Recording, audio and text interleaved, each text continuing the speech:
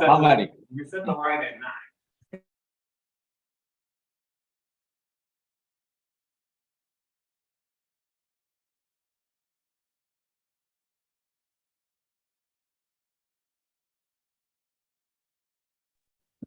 Tired. No politics. No, none at all. All right, we're live. We're live. Yes, sir. We're being recorded. You got my vote, sir. I'll start with attendance for our April 19th, 2023 Hamburg IDA Board of Directors meeting. Chair Hutchison. Yeah. Tom Moses. Janet may be running late. Andy Palmer. Here. Jamel Perkins. Here. David Pekulski. Here. Bob Reynolds. Here. Wentz Valentin. Here. Cam is traveling and excused. We have Jennifer and Mary and James Farrell with the Hamburg Sun. Next, can we have our Pledge of Allegiance, please? I pledge allegiance to the flag of the United States of America and to the republic for which it stands, one nation, under God, indivisible, with liberty and justice for all. Thank you. A motion to open the April 19th Hamburg, New York IDA Board of Directors meeting at 7:35 a.m. Second. Thank you, Mayor. Thank you, Bob. First item on our agenda are the meeting minutes from March 18th, 2023.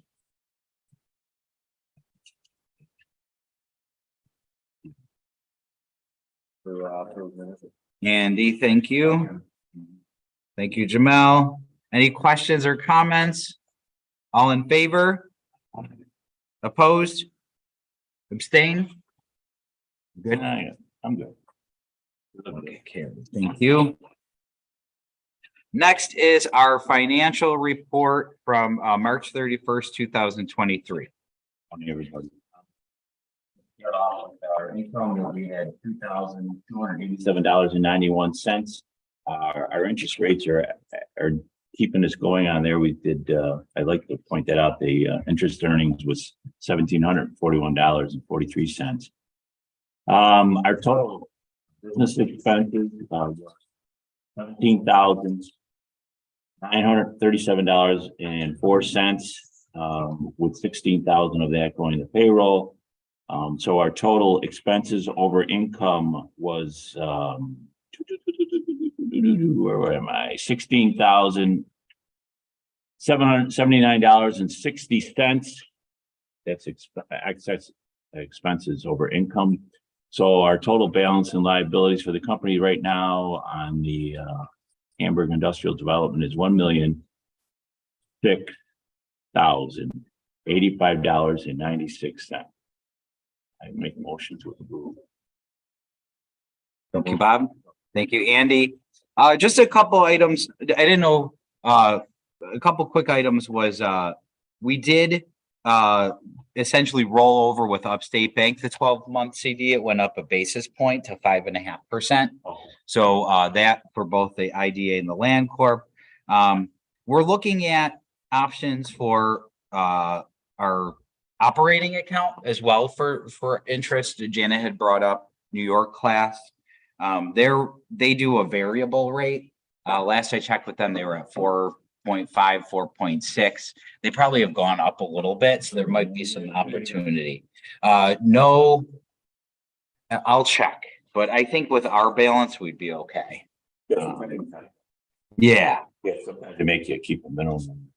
Make sure that it's not that we can't keep the minimum, but make sure we know what the minimum is. Very well. I'll check into that. And then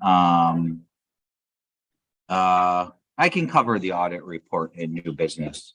Yeah. I thought we had an audit committee meeting. We do after. Yeah, we do. Okay, all in favor? Opposed? Carry.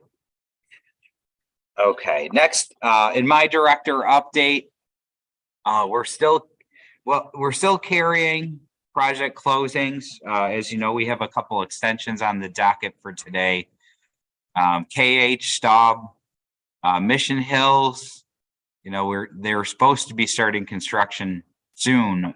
So we're hoping to get that sales tax authorization going, which is approved. It just needs to be administratively set up through our office. And then the Mission Hills closing as well. So we're working through that. North Forest, I brought up a question regarding their tax. The property had transacted to a no owner. This is North Forest Properties on Southwestern. And essentially it was I think just with the ownership change and all that was involved with the transaction, the pilot lapsed. So the new owner needed to reapply for a pilot. The pilot was in the last year of the operation. So it was in their last year of their pilot agreement. They did not seek IDA approval to have the pilot carry over. Therefore, they're not eligible for the pilot. So we did send them a recapture notice. So the discount in tax savings was about $11,000 between the county, the town, and the school. That essentially was underpaid due to the fact that they didn't seek out the exemption. So we sent a letter to the owner, essentially a recapture notice letter, gave them 30 days to respond. They acknowledged essentially the deficiency. They agreed to pay the due amount, and they have 30 days to repay the due amount. So that was, caught, thank you, Mary, and, managed effectively through our recapture policy. And we'll get the money back in and then remit it to the taxing jurisdictions.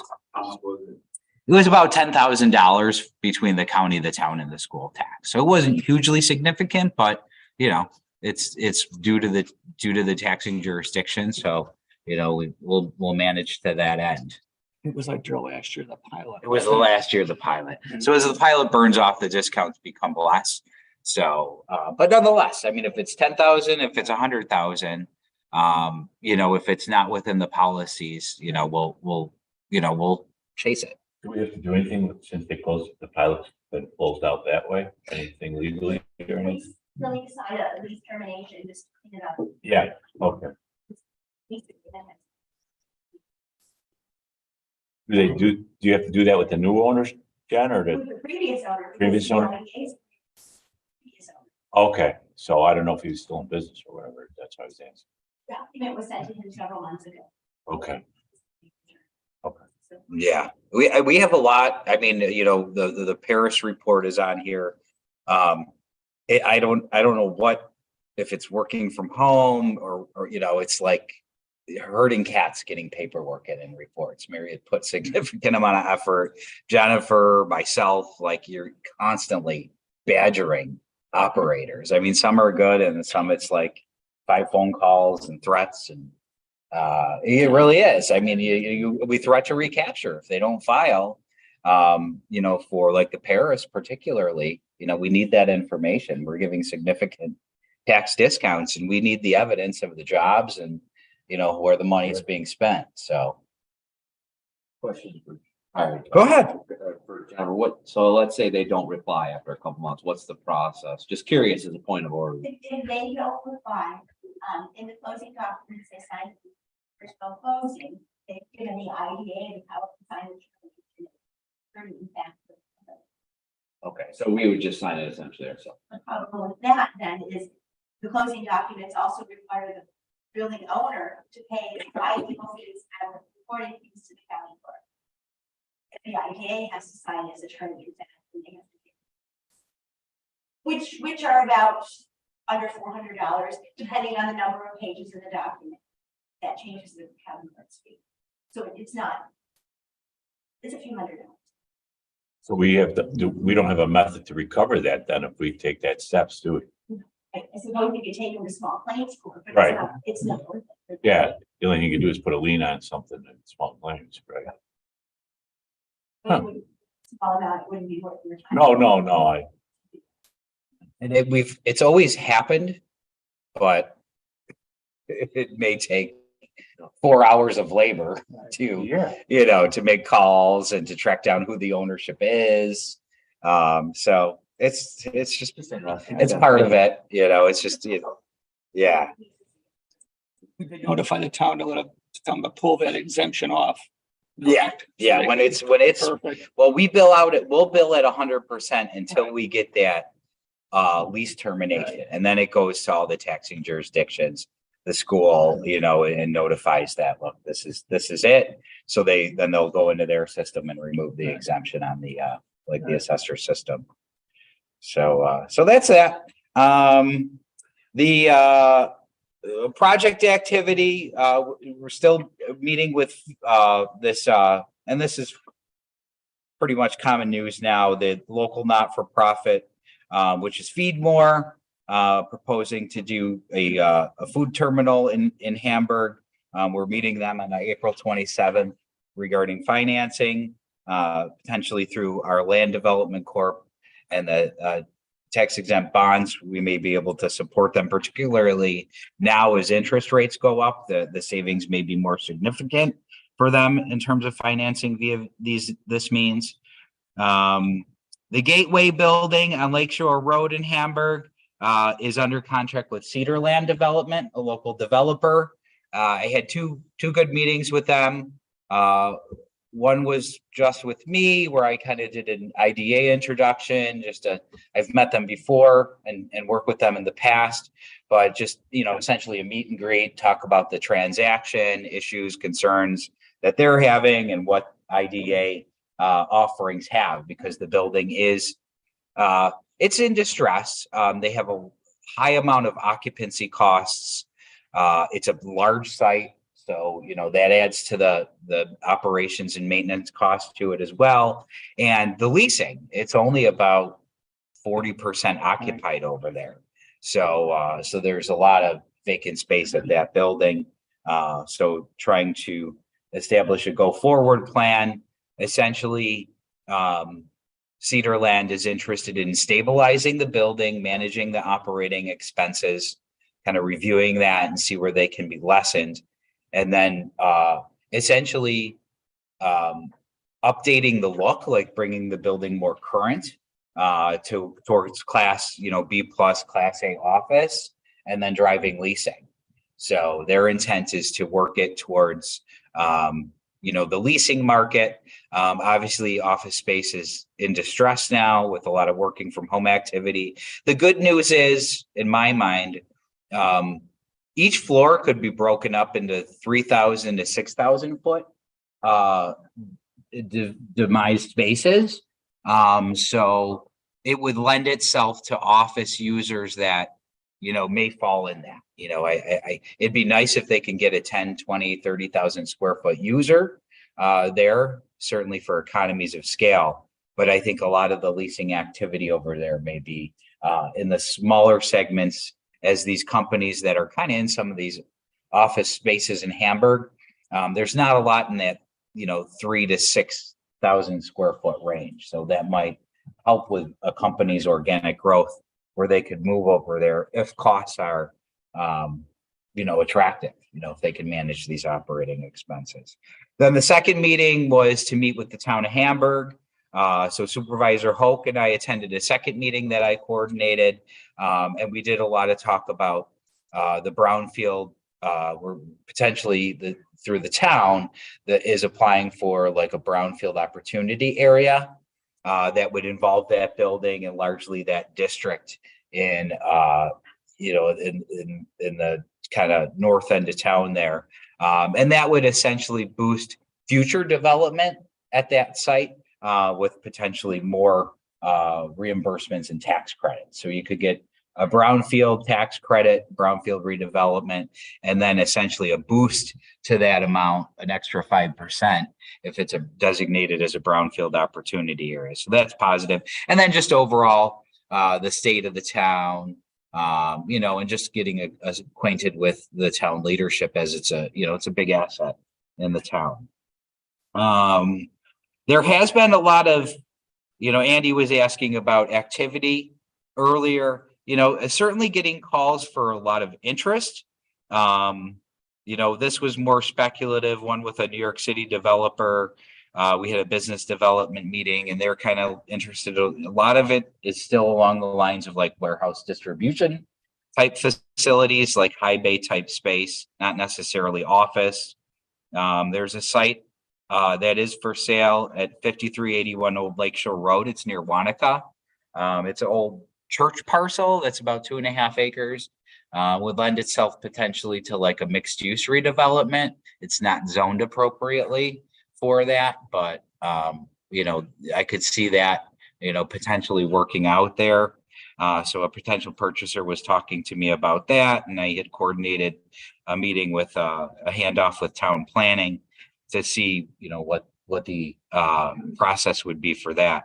And then you know, really with the land project under contract, and I think some of the press about that, you know, I had at least three calls regarding, you know, land activity. So where people want to own and develop more so than a build to suit lease of land.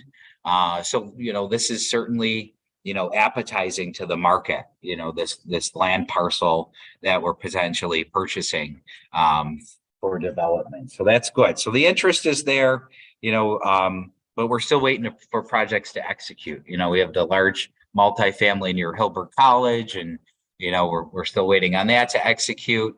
290 Lake is a project that's expiring, and it's essentially going to go into thin air because they're not doing anything with it.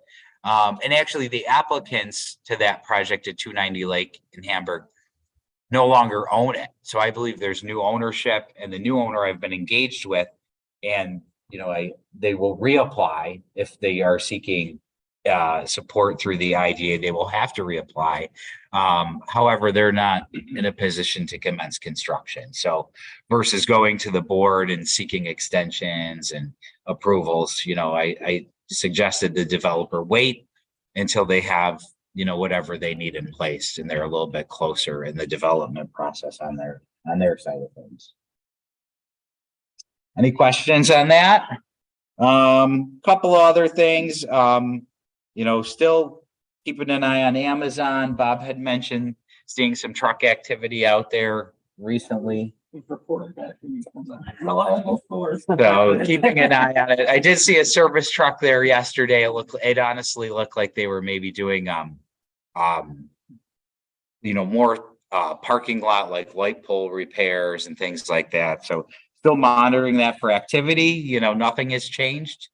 You know, but there is certainly a lot of interest around that you know, that site being in operation. But Well, that was a very good interview too that you did on Channel 4. good, thanks. Very nice job. And yeah, and that's it. You know, in terms of communication with them, everything's still happening. It's just waiting for them to get in town and start plugging away. Yes, Andy. Just in regards to the SBA hub zone, I estimated consensus tracks. What? So right now, yeah, I was actually working on it yesterday. The SBA needs what they had said is like the governor to sign off on this. So we like Census Tract 128, which involves Blaisdell largely, is eligible. The other ones, the median income is just too high. So this is eligible for hub zone. Now, what the SBA did not know is, do I go to the governor's office or do I go to Empire State Development? So I was going to call my contact at Empire State Development and start there versus trying to navigate through to the governor's office.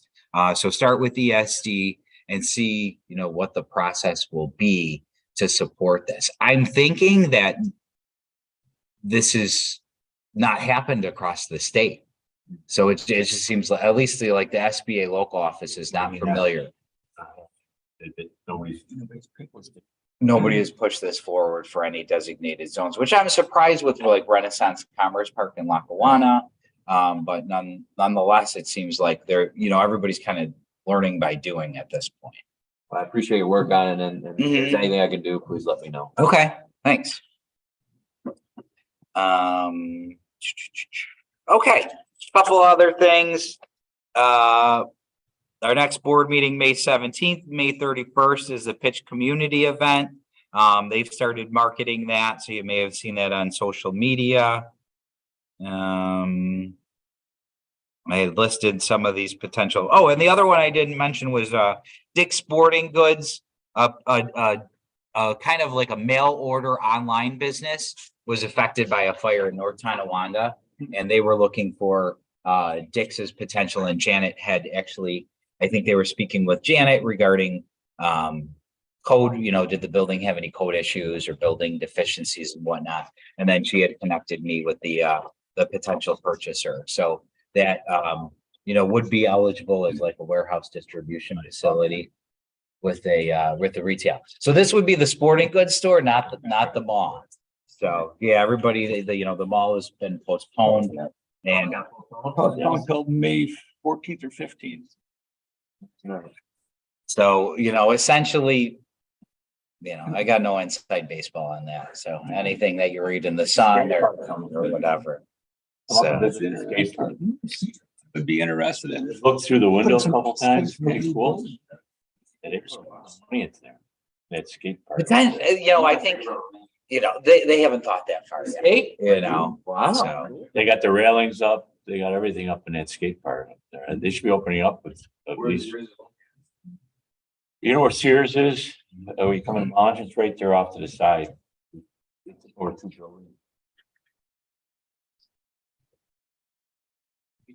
I asked the security, I said, "Oh, so we got a lot of skateboards?" Oh, no. Cause you know, the kids, I'm sure would love to skateboard through the mall too. But it's a pretty significant investment the company, whatever, put into that. Get your knee pads out, get ready to go. Yeah, last time I was on skateboard, I broke my arm. That's Oh, yeah. They had some wild stuff there. Jamal, if you do it, take a picture. Get a selfie, man.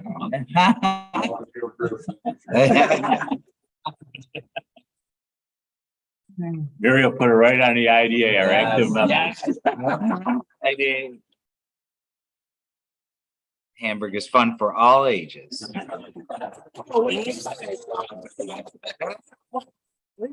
them on a skateboard? Do a Photoshop of that. All righty, back to the agenda at hand here. Okay, next item is an extension request for Key Capture Energy. Gonna see here if we got any guests gonna come and speak to these. This is a resolution of the Town of Hamburg Industrial Development Agency extending the sales tax period for Key Capture Energy New York 6 LLC until October 18th, 2023. Whereas the Town of Hamburg Industrial Development Agency by resolution adopted on September 10th, 2021, induced Key Capture Energy, KCE NY LLC, with respect to the construction and installation. This was a 20 megawatt utility servicing battery energy storage facility for wholesale electric markets located at 2026 Electric Avenue in the village of Blaisdell.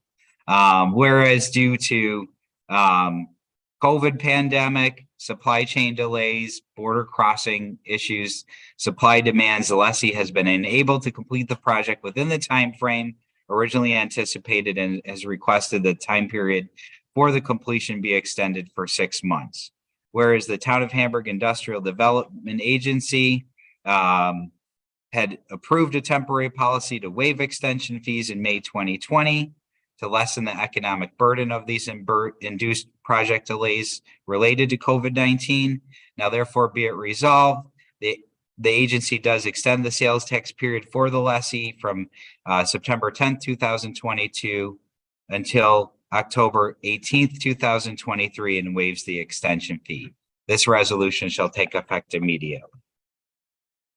So moved. Thank you, Davis. Second, Andy.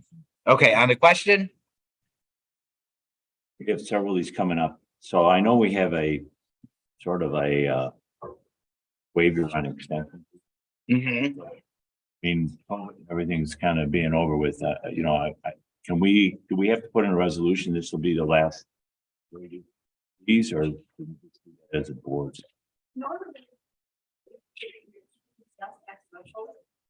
Yeah. You never charge them. We've never tried. It's not for the post-closing extension. to use the sales. Normally only charge. After the pandemic, or second 5 years. Something we should discuss as an executive board and, going forward, because, I mean, obviously they keep extending and extending on these things, and it costs us paperwork. You have to recome. I would suggest that the executive committee schedule Okay, and the policy and recommend any changes that they see necessary. okay. Okay, President. Let's do that. We'll talk about that at next executive. Okay, thank you, John. And the expiration of the COVID policy. Correct. Yeah. Yeah, because everybody's say there's no more, expiration dates coming up and everything like that.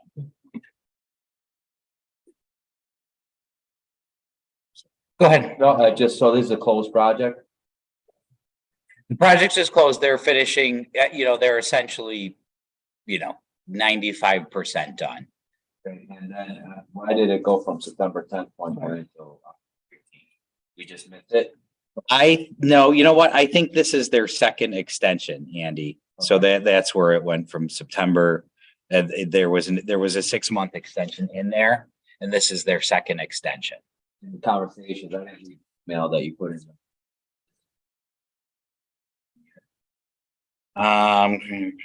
Yeah, early Q2 2023, the requested extension would allow KCE time to complete the construction and operations transition and ensure all accounting matters are closed out. Thank you. Jen, while we're on the subject, just for the information of the executive board and everything else goes on here. Do you have to do a lot of work to do an extension? No, it's actual resolution. Okay, so we don't have to do any paperwork, to file anything with anybody? Closing resolution, post-closing extension of sales tax is just this resolution. Okay, so we don't have to do any filing with the county or anything like that? No, Mary has to send updated letters off to the state of New York. So our current process, just so that the whole board is up to speed, is, you start a project, you get a year. They present the down payment on project fees, 25%, they get their sales tax letter, they commence construction. We could, communicate with the developer and they say, we could ask them like, how much time do you need? Do you need 2 years? Do you need longer? And we could extend that period out. With that, I think what you have done as a board is you've managed to the year just to keep your finger on the pulse of like the development process. Okay. So, so you understand like, okay, they've had a year. This is coming up. They need to come back to the IDA and, kind of provide a status update. This one in particular, I don't recall exactly. I think it was a $15-20 million project. So for it to be done in 2 years is a challenge. It's not typical in the development process for anything over $10 million nowadays to get done in a year, which is fine. I don't disagree with our process, but I would, when we can take this back to the executive committee, it's kind of where word of seeking out fees become a little egregious in terms of, let's be realistic here. I think what we're looking to do is to make sure our projects and the taxable value into the town happens, and happens at a decent clip. Unfortunately, I don't think, I think the project timelines are becoming extended for supply chain factors, for labor factors, for financing factors. That's it, kind of it, because they're through the pre-development process, they're through planning and whatnot, but just getting it done. So I think our process is solid in terms of the fact that we're holding the developers accountable. We're not being punitive. We reserve the right to be punitive if it's off the rails and they're just, not doing anything. We're holding them accountable. I would encourage the executive